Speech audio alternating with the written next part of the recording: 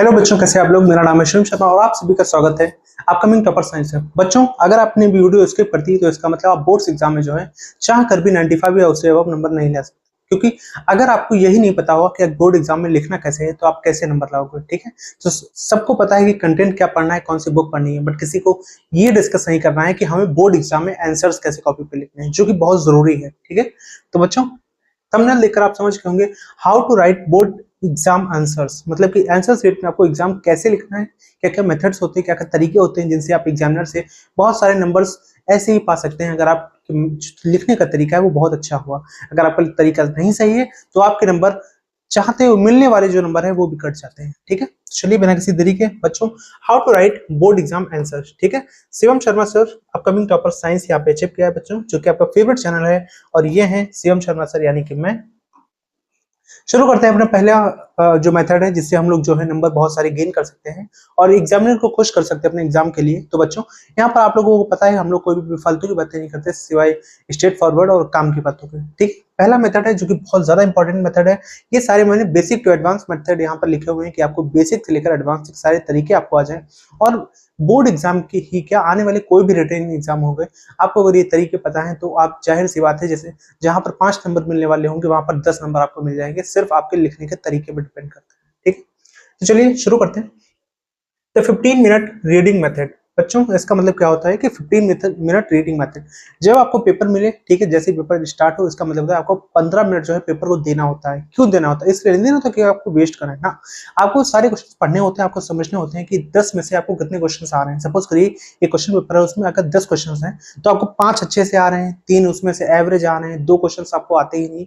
तो इस तरीके से आपको उसको जो है क्लासिफाई करना होता है। ठीक है, use the mandatory reading time to scan the paper thoroughly, मतलब कि मैंडेटरी टाइम में 15 मिनट आपको देना ही पड़ेगा।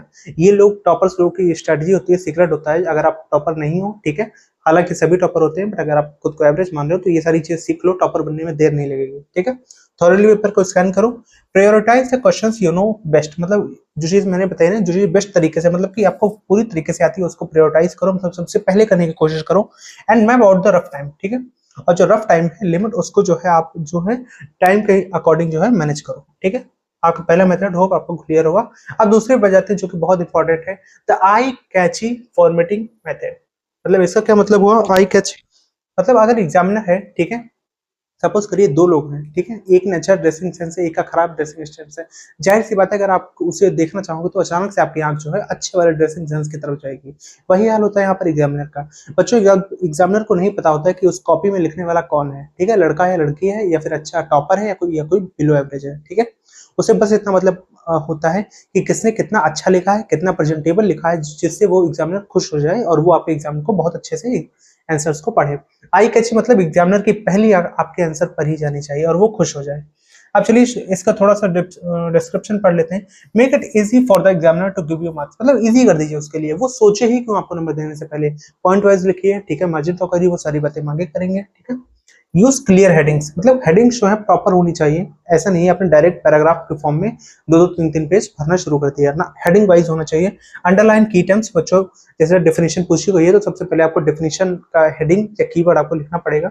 Right answers in well spaced bullet points, बच्चों बुलेट पॉइंट्स मतलब कि पॉइंट वाइज लिखिए। जैसे कोई अगर क्वेश्चन दिया गया है सबसे पहले उसका जो है आपको उसकी हेडिंग लिखना है, फिर आपको यहाँ पर पॉइंट लिखने हैं। ठीक है, फिर यहाँ पर आपको कंक्लूजन लिखना है। आपको बच्चों अगर 5 नंबर का है तो इसमें 5 में से अराउंड 2 नंबर तो आपको सिर्फ इस फॉर्मेट के ही मिलेंगे। ठीक है, बाकी आपके कंटेंट पे होता है, अगर आपका कंटेंट अच्छा है तो आपको 5 में से 5 नंबर मिलेंगे। ठीक, आप क्या चाहते हैं यहाँ पर number list rather than dense paragraph, मतलब डेंस पैराग्राफ का मतलब वही जो मैंने बताया कि आपको पैराग्राफ या लेंथी आंसर्स नहीं लिखने हैं।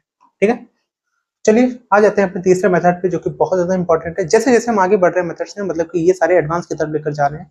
अगर आप 10th में हो तब भी ये सारे मेथड सीख लेना, आपको बहुत ज्यादा फायदा करने वाले हैं। ठीक, और जरूरी नहीं कि ये सारे मेथड्स आप बोर्ड एग्जाम में ही लगाओ, आप अपने अगर 9th में हो 11th में हो तो भी आप लगा सकते हो। कहीं ना कहीं टीचर ये फॉर्मेट देखकर आपसे खुश होगा, आपको नंबर ज्यादा देने की कोशिश करेगा। ठीक है, हालांकि इस पर जल्दी कोई बात नहीं करता, सबको कंटेंट की पढ़ी है, कौन सा चैप्टर पढ़ना है, किस तरीके से पढ़ना है, वन शॉट 10-10 घंटे के lecture.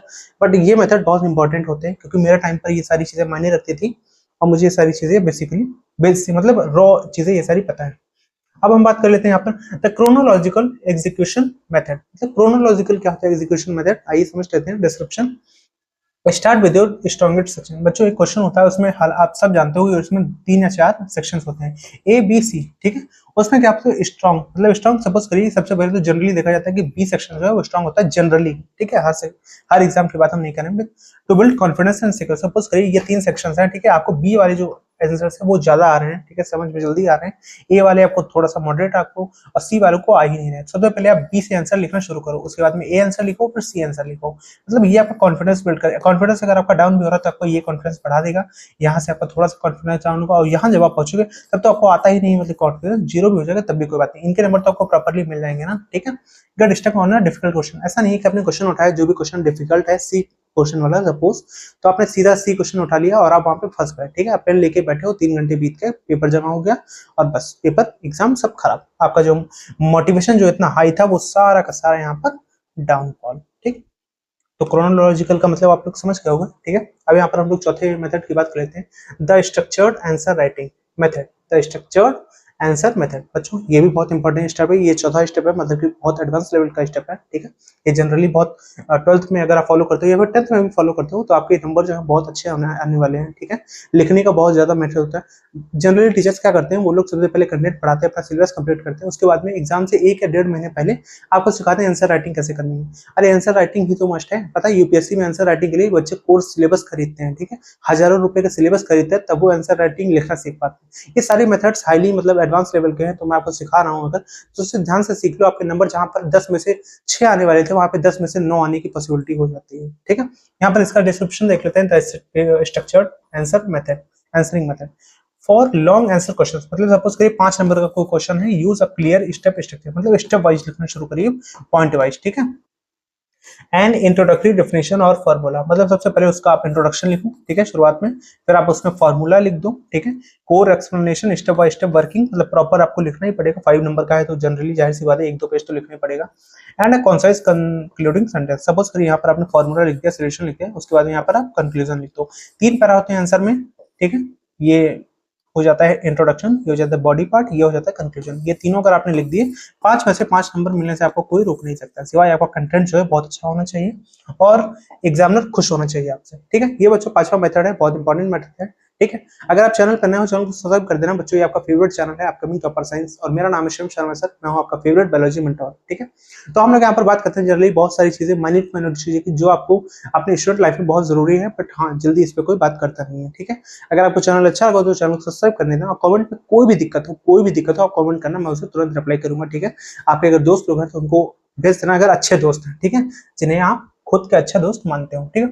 The margin and precision method, margin and precision method, बच्चों सारी चीजें तो हमने पढ़ ली, ठीक है। कैसे लिखना है कंटेंट का, मतलब इंट्रोडक्शन, बॉडी, कंक्लूजन, ये सारी चीजें सबको जनरली सब बात करते हैं, बट ये लास्ट मेथड है, इसके बिना तो पॉसिबल ही नहीं है। आप एडवांस लेवल पे चले हो, ये सारी चीजें एडवांस लेवल पे है, ये मतलब हम लोगों के लेवल पे होती है जो बहुत एडवांस। जैसे सपोज करिए आपकी आंसर राइटिंग है, ठीक है, आपने ऐसे ऐसे ऐसे ऐसे लिखना शुरू कर दिया, ठीक हुआ तो वो पैराग्राफ ही ना, भले आपका इंट्रोडक्शन हो, फिर वो बॉडी हो, फिर यहाँ पे कंक्लूजन हो, बट नहीं, यहाँ पर ऐसा नहीं होता, ठीक है। अब आपको हम सिखाते हैं एडवांस लेवल की चीजें यहाँ पर, ठीक है। Draw margin on the right side of your answer, बच्चों ये आपका आंसर शीट है, ठीक है। यहाँ पर क्या करना है आपको, यहाँ पर एक ऐसे लाइन खींचनी है, एक ऐसे लाइन खींचनी है। बच्चों यहाँ पर आपको लिखना होता है जैसे क्वेश्चन नंबर 1 का ए पार्ट, ठीक, आपने आंसर लिख दिया, क्वेश्चन नंबर 2 का बी पार्ट, यहाँ पर ऐसे, और ये स्पेस दिया जाता है नंबर देने के लिए। जनरली सीबीएसई बोर्ड की कॉपी चेक होती है वो इसीलिए वजह से होती है। यहाँ पर आपको एग्जामिनर नंबर देता है 2 में से 2। आप सोचो पूरा आपने पैराग्राफ लिख दिया, उसके बाद स्पेस ही नंबर देने के लिए, तो वो हेडिंग के ऊपर ऐसे कहीं छोटा छोटा सा लिख देगा, काउंटिंग में दिक्कत हो जाएगी, ठीक है। प्रॉपर उसके लिए भी स्पेस छोड़ो, उसके लिए भी बहुत जरूरी होता है स्पेस छोड़ना। ये सारी चीजें वो देखेगा, खुश हो जाएगा आपसे, समझे, ठीक है। और keep the main text centred and neat, मतलब मेन टेक्स्ट जो हेडिंग है उसको सेंटर में लिखना, उसके बाद में आप जो है अपनी हेडिंग लिखना, ठीक है। Use this margin only for quick rough calculations, और जो मार्जिन है उसको कैलकुलेशन के लिए पेंसिल वगैरह का आप यूज कर सकते हो, अगर आपके पास टाइम है, वरना तो जनरली नॉर्मली आप कर लो, पेन से ही कर लो, इतना कौन ही कर पाता है, ठीक है। तो ये सारी चीजें आपने यहाँ पर देख ली हैं, सारी चीजें कितने जरूरी हैं, ये हमने 5 स्टेप यहाँ पर बात कर ली है। अब हम लोग आगे बढ़ते हैं बच्चों। Thank you Shivam Sharma sir, upcoming topper science. बच्चों अगर आपने सारे मेथड्स फॉलो कर लिए, ठीक है, तो जाहिर सी बात है आपकी जो स्टडी में बूस्ट आने वाला है, आपकी आंसर राइटिंग में बूस्ट आने वाला है, उसको आप खुद नोटिस करेंगे, ठीक है। तो बच्चों अगर आप नए हो चैनल पे, अपकमिंग टॉपर साइंस बच्चों का फेवरेट चैनल, इसे फॉलो कर लेना, ठीक है। मेरा नाम है शिव शर्मा सर एंड ये हूँ मैं। तो फटाफट से फॉलो कर लेना। कमेंट करना, कोई भी दिक्कत है, कोई भी मेथड में समझ में नहीं आ रहा तो मुझे कमेंट करना, ठीक है। मिलते हैं अगली वीडियो में, और आप लोग कमेंट करना अपने एक नए मनपसंद टॉपिक को जिस पे आप वीडियो चाहते हो। Bye bye.